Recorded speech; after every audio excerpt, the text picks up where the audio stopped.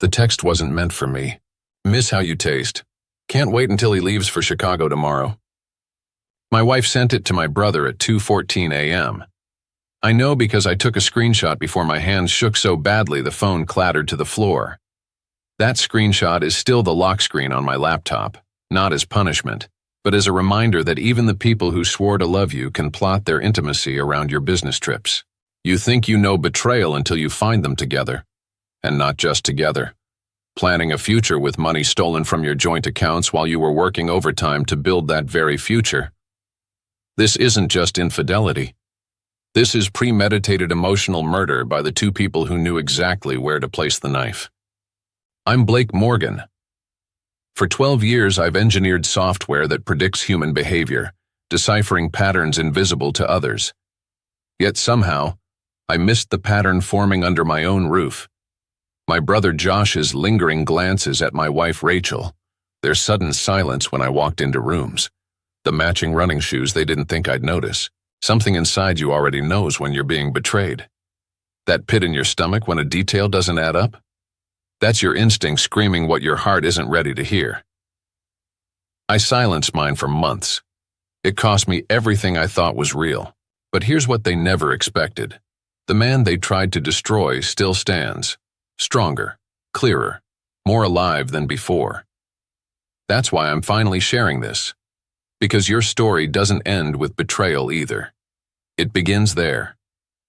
The night I met Rachel, the Santa Ana winds were whipping through Coachella Valley, turning her copper hair into a wild tangle across her face. I offered her my bandana, and she laughed, tying it pirate style over her forehead. Great. Now I'm officially a festival stereotype, she said. That laugh cut through the crowd noise like it was meant specifically for me, a workaholic who'd forgotten what spontaneity felt like. Where I calculated, she created. Her marketing career brought color to my black and white world of code. She'd leave Post-its with silly drawings in my laptop bag, text me coordinates to random locations where she'd be waiting with a picnic, drop surprise weekend plans, pack your climbing shoes in something waterproof, don't ask questions. I proposed 13 months later in Joshua Tree, hiding the ring inside a vintage Polaroid camera I'd restored for her. She found it while loading film, tears streaming down before I could even drop to one knee. The desert sunset painted her skin gold as she whispered yes against my lips. We married under olive trees in Sonoma Valley. Only 60 guests, close friends and family witnessing promises I thought would last decades. Josh stood beside me as best man, as he had for every significant moment of my life. We'd shared everything growing up in our cramped Boston apartment, a bedroom for 15 years, clothes, secrets, that unspoken bond that forms when you're the only two people who understand your specific childhood. His wedding toast plays like a horror film in my memory now. My brother has been my North Star since I could walk. When I was 5, I fell through pond ice, and 8-year-old Blake pulled me out, then gave me his coat while he shivered. That's who he is, the guy who'd freeze to make sure you're warm. Rachel, you're getting the best man I've ever known. After the wedding, we bought a mid-century modern house in Oakland Hills that needed work. Our weekends disappeared into sanding floors, stripping wallpaper, arguing over paint swatches, and making love on drop cloths in empty rooms. We built bookshelves that leaned slightly left, planted herbs that died and replanted them, strung lights across the deck where we hosted summer dinners with friends who called us couple goals. Our marriage wasn't perfect. We fought about starting a family. She wanted to wait until her career stabilized. We argued about my startup hours and holiday plans with competing families, but we always found our way back to each other. Or so I believed. Then came the night that changed everything. Josh had been living in San Francisco's Mission District until he called me at 1:38 a.m. on a February night, voice cracking as he claimed his girlfriend Kayla had been sleeping with her personal trainer. "I can't stay in this apartment, Blake," he sobbed through the phone. "Every corner reminds me of her. I'm drowning here." Without hesitation, I offered our guest room. Josh wasn't just my brother. He was my witness, the only person alive who'd seen every iteration of me from gap-toothed kid to startup founder.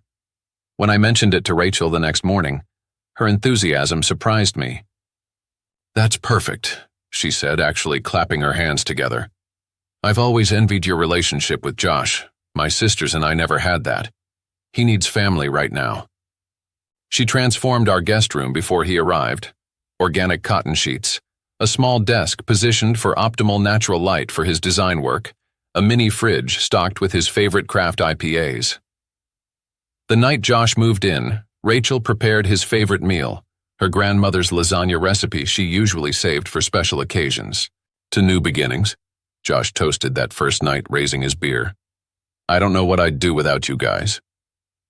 As we clinked glasses, I felt profoundly grateful for my marriage and the bond between my wife and brother. Looking back now, it's like watching a horror movie where only the audience sees the killer hiding in plain sight. Our daily rhythm adjusted to include Josh. I'd leave at 7:15, fighting traffic to our Palo Alto office. Rachel typically left around 8:30 for her agency in the city. Josh found a remote position with a gaming studio within 2 weeks, working from our dining room with the view of the bay. Sundays became our tradition. I'd make my grandmother's special pancakes, the recipe Josh and I had begged for as kids, while Josh would bring obscenely expensive coffee beans from some hipster roastery that changed their sourcing every month to ensure ethical relationships with farmers. Rachel would create these Instagram-worthy fruit platters arranged in mandala patterns. We'd plan hikes across Marin headlands, debate whether Lost had a satisfying finale, reminisce about Boston winters we pretended not to miss. For a while, it felt like I'd cracked the code. Successful career, loving wife, best friend under the same roof. "This is what contentment feels like," I told my therapist during a routine check-in. She smiled. "Enjoy it, life has seasons." I had no idea how quickly winter was coming. The warning signs assembled like puzzle pieces, making no sense until the final picture emerged. Around week 7 of our new living arrangement, I noticed Rachel and Josh had started running together each morning. "He needs the routine," Rachel explained while lacing up neon running shoes I hadn't seen before. "And honestly, I need accountability with this Mercedes pitch coming up." I encouraged it, even though I'd been trying to get Rachel to run with me for years. "He doesn't analyze my gait like you do," she teased, playfully poking my chest. Other changes accumulated so gradually I almost missed their significance. Rachel changed her MacBook password. "Just security protocol from work," she said when I couldn't log in to pay our shared bills. She started taking her phone into the bathroom, a new habit that struck me as odd but not damning.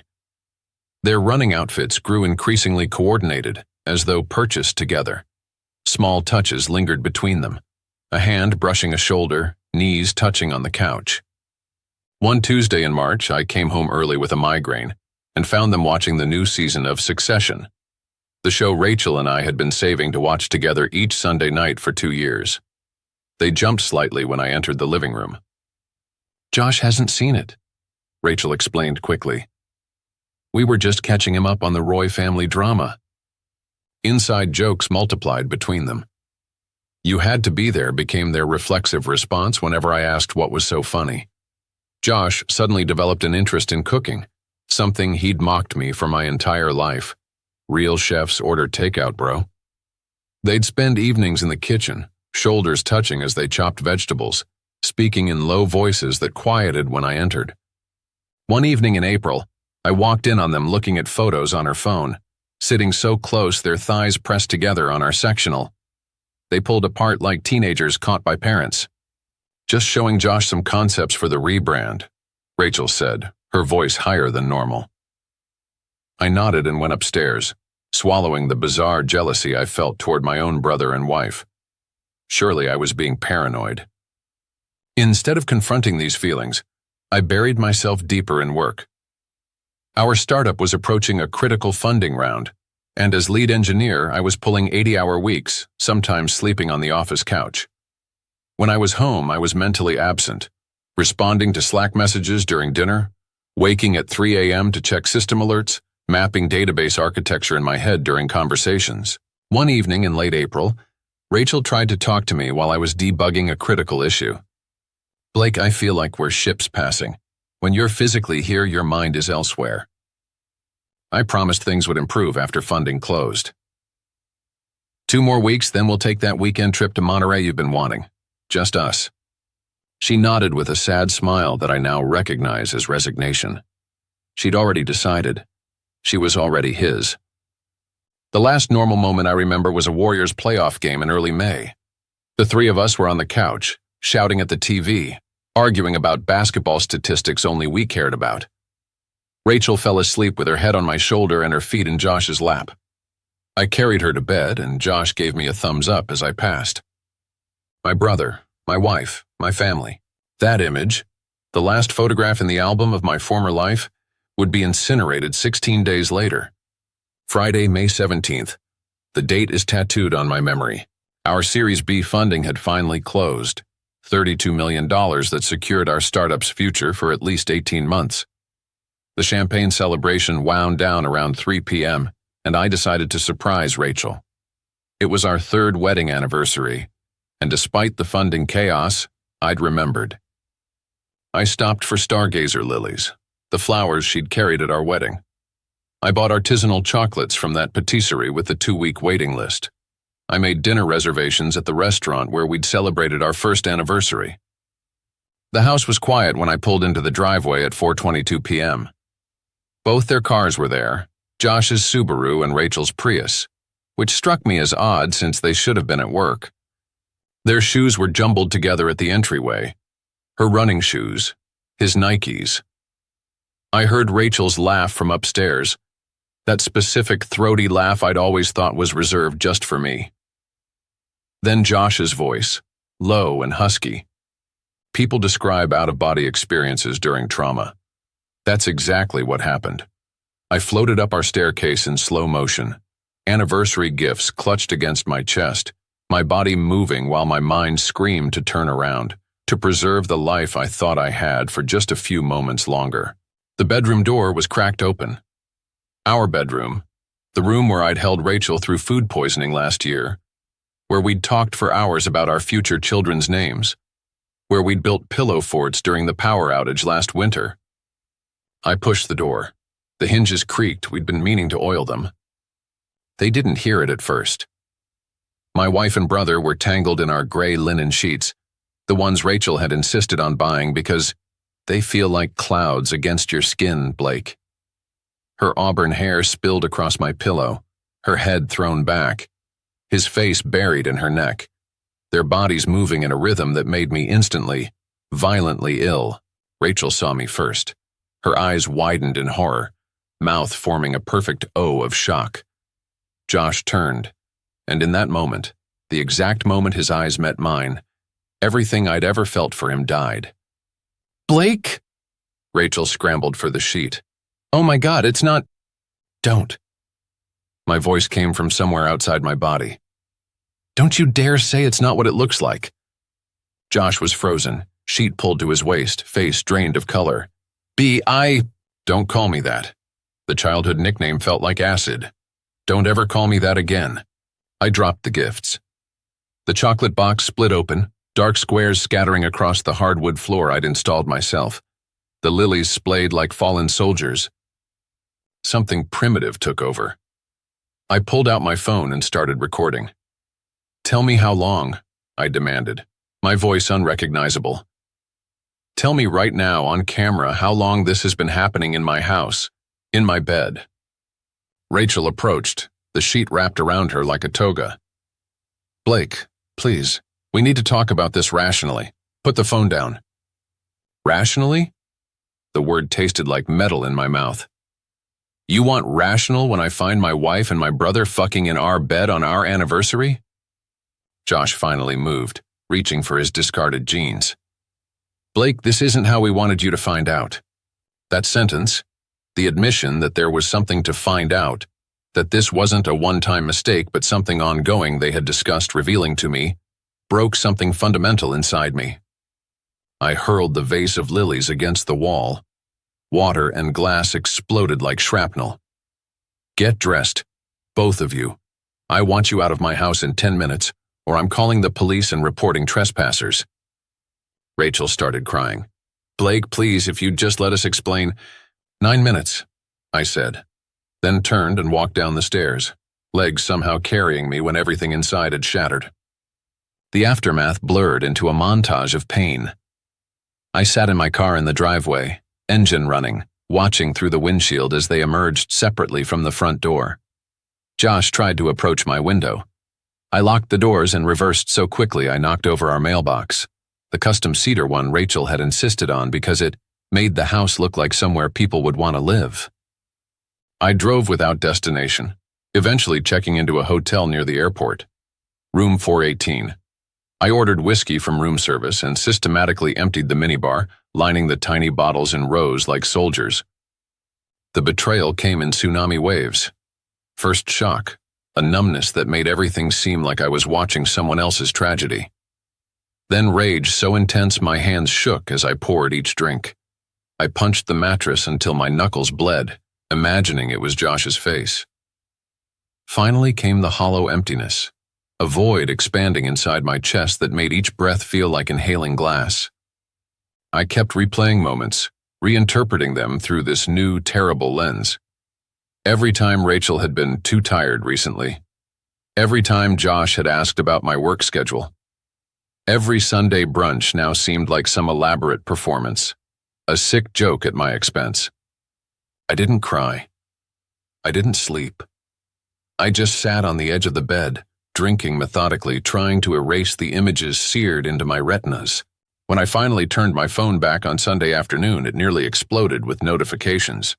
42 missed calls from Rachel, 39 from Josh, 78 text messages, 17 voicemails, 8 emails from Rachel with increasingly desperate subject lines. Please read evolved to, we need to talk, and finally, I still love you. I couldn't bear to look at any of it. Instead, I called my boss, explained I had a family emergency, and took 2 weeks of personal leave. Then I contacted a divorce attorney my colleague had used the previous year. For 5 days I lived in that hotel room, leaving only to meet with the lawyer and to buy clean clothes from Target. I couldn't face our house, couldn't sleep in that bed. On the 6th day, I finally answered Josh's call. Blake, thank God, he said, his voice raw. I've been losing my mind worrying about you. Funny way of showing concern, fucking my wife, I replied, surprised by how calm I sounded. It was a mistake, man. We never meant for it to happen. It just did. A few times. He paused. We were both feeling neglected because you were working so much. The audacity struck me like a physical blow. So this is my fault? I was working my ass off to build a future for Rachel and me, and that gives you permission to sleep with my wife? No, that's not what I meant. How could you? My voice finally broke. You were my brother, my best friend, the one person I never thought could hurt me. I don't know, B, he said, his voice cracking. We started spending so much time together and feelings developed, but we were going to end it. We both felt terrible about hurting you. Terrible enough to keep doing it in my bed? In my home? Behind my back for how long, Josh? Silence stretched between us. How long? Each word like stone. 7 months, he whispered finally. The room tilted sideways. 7 months? Since before I moved in. I hung up, then vomited violently in the hotel bathroom. 7 months. More than half a year of deliberate deception. The entire story about needing a place after his breakup with Kayla. Had that even been real? 10 days after Discovery Day, I agreed to meet Josh at a coffee shop downtown. I needed answers from my brother's mouth, needed to understand how my life had imploded so completely. The breakup with Kayla, I said without preamble. Was that even real? He stared into his untouched coffee. No. We broke up because I was already involved with Rachel. My stomach dropped through the floor. So you fabricated that whole crisis, the midnight call, the tears, to move in with us, to be closer to her? He nodded, unable to meet my eyes. And all those nights I worked late? We were together, he admitted. We were going to tell you after your funding round closed. We didn't want to derail your career. How considerate, I spat, planning your betrayal around my work schedule. That's when he broke down completely, sobbing in public while strangers stared. I've loved her since the day you introduced us, he confessed. I've tried not to. God knows I've tried. But I can't help how I feel about her. I stood up, oddly calm. You're my brother, and somewhere beneath this disgust I still love you. But I never want to see you again, either of you. 7 months of lies. Every memory of the past year now poisoned. Every I love you from Rachel, every bro from Josh, all while they plotted behind my back. The betrayal wasn't just the physical affair. It was the elaborate deception they maintained day after day while looking me in the eye and pretending to love me. The ripple effects of their betrayal extended far beyond our triangle. I had to call our parents in Boston, the words sticking in my throat like thorns. Mom answered, her voice bright, asking about work and Rachel. The sound of her name made me physically flinch. Mom, I need to tell you something, I managed. Rachel and Josh have been having an affair for months. I caught them together. The silence lasted so long I thought the call had dropped. Then came her broken whisper. Oh, Blake, oh my baby. Dad got on the phone. His voice, usually commanding the room, sounded suddenly ancient. What do you need, son? Nothing, I said. It's done. Mom flew out the following week, staying in my hotel room, bringing food I couldn't eat, sitting with me through sleepless nights. She begged me to consider forgiveness, family therapy, anything to preserve our family. Dad was quieter but equally devastated. I raised you both better than this, was all he said during our video call. Our friends reacted with shock, then awkwardly took sides. Some actually suggested I had driven Rachel to the affair by working too much. Relationships need nurturing, Blake, said one particularly helpful friend. Others cut Josh and Rachel off completely, horrified by the betrayal. After 6 weeks of this limbo, with Rachel still technically my wife but clearly involved with my brother, I hired a private investigator. I needed to know if there were more lies before I could truly move forward. The PI's report arrived 3 days later, landing like a bomb in my already shattered life. Josh and Rachel had already signed a lease on an apartment in Seattle, a 2-bedroom with a dedicated office space. They'd opened a joint bank account, and most devastating, they'd been slowly transferring money from our joint savings account into it. Nearly $42,000 of our money I'd earned during those late nights they'd used to be together, was now in their shared account. The most sickening discovery came in the form of a shared Pinterest board titled New Beginning with Wedding Venues. Wedding venues. They were planning their future wedding while I was still legally married to Rachel. That's when I finally understood the full scope of their betrayal. This wasn't a passionate mistake or a momentary lapse in judgment. It was calculated deception executed over months. Every I love you from Rachel and every you're my best friend from Josh had been deliberate lies. They weren't sorry about the affair. They were only sorry they got caught before they could complete their escape plan. I called my lawyer immediately and forwarded the PI's evidence.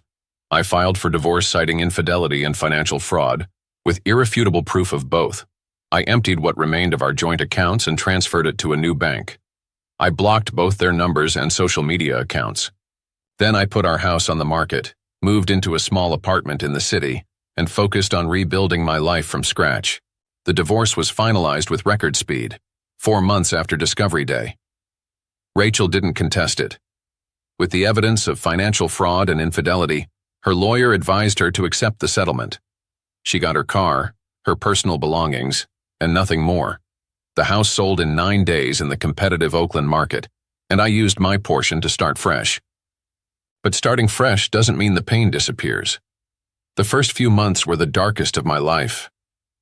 I'd wake up at 3 a.m., heart racing, replaying moments, and searching for clues I'd missed. I lost 26 pounds. Colleagues commented on how focused I seemed, not realizing I was working 18-hour days to avoid going home to an empty apartment filled with Rachel's ghost. Recovery didn't arrive in a single moment. It came in barely perceptible shifts, like watching a Polaroid develop slowly. I found a trauma-specialized therapist and joined a support group for betrayed spouses. The group helped me understand that the affair wasn't my fault. Yes, I had worked too much, but that's never justification for betrayal. 6 months after the divorce, I signed up for my first marathon. Not because I enjoyed running, but because I needed a goal unconnected to my past life. Training became my therapy, a way to process the anger and rebuild my physical strength when my emotional strength was depleted.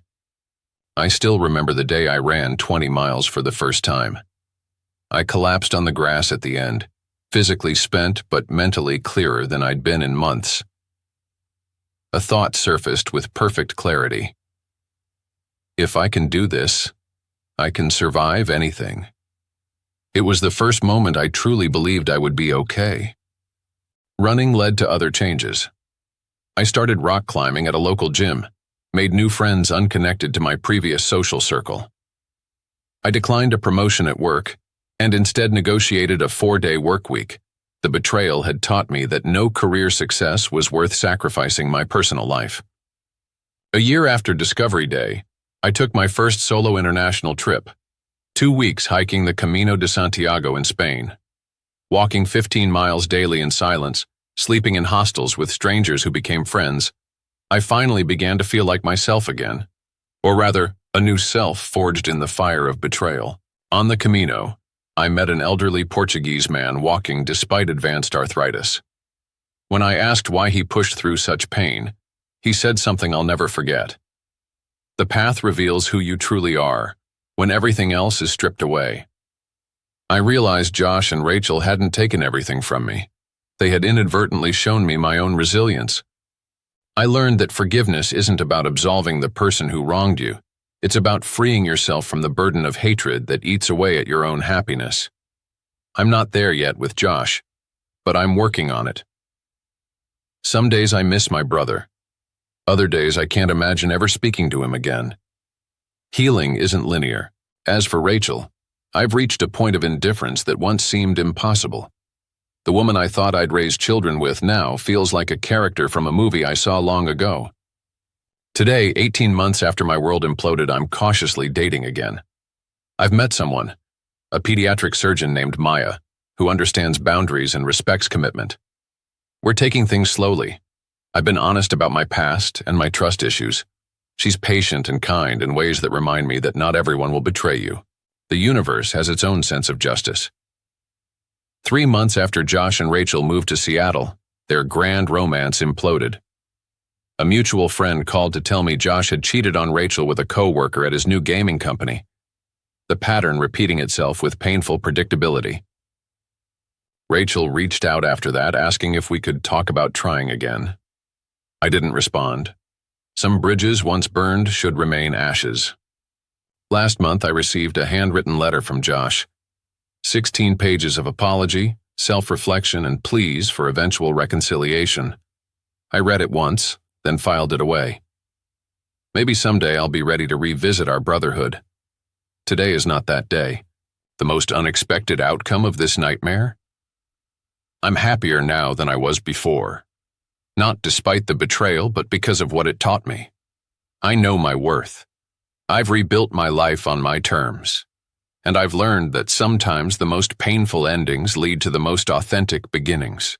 From complete devastation to genuine peace, it's been the most transformative 2 years of my life. Standing here now, I can honestly say I wouldn't change what happened.